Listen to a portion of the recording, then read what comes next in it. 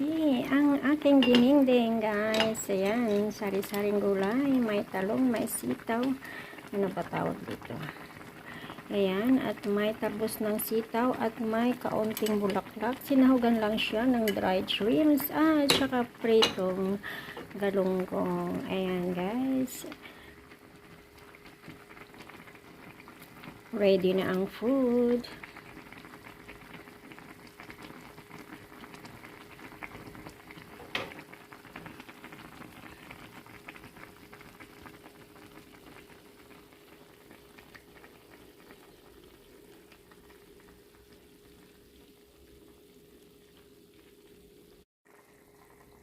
Ayan guys, nagluluto na naman ako ng dinengdeng. Ayan, probinsya cravings guys.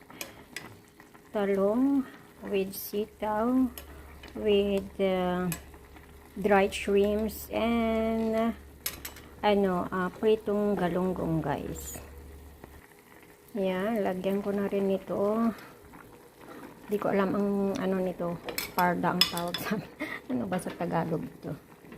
Yan guys, para sumarap lalo ang ating dinengdeng. Diba? Lalagay ko na rin itong ayan, saluyot